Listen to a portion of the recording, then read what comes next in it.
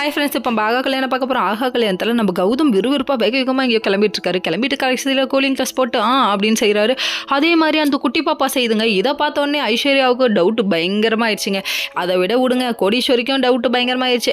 இதுதான் சான்ஸ்ன்னு சொல்லி உசுப்பேத்தியோட என்னடி இப்படி பண்ணுறான் கௌதம் பிள்ளையாடி இது அப்படின்னு சொல்லி கேள்வி கேட்க, கௌதம் வெளியே போனவரை உள்ளே கூப்பிட்டு வச்சு ஐயோ மாப்பால் அடித்தாங்க பாரு ஒரு அடி. அடேங்க அப்பா.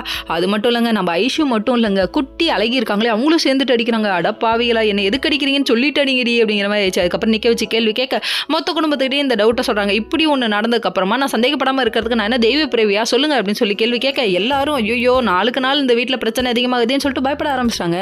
சரி, இதுக்கு என்ன தான் முடிவு, டிஎன்ஏ டெஸ்ட் தான் முடிவுன்னு சொல்லிட்டாங்க. அதுக்கப்புறம் வந்துட்டு சரி டிஎன்ஏ டெஸ்ட் எடுக்க சொல்லுவாங்கன்னு சொல்லிட்டு மகா போய் பார்க்கலான்னு சூர்யாட்ட போய் நின்னா, சூர்யா திடீர்னு வந்துட்டு டிஎன்ஏ டெஸ்ட் எடுக்கலாம் வர வேணாம் அப்படின்னு சொல்லிட்டாங்க. என்னையா நடக்குது இங்கே ஒன்றும் புரியலையே அப்படிங்கிற மாதிரி ஆயிடுச்சு.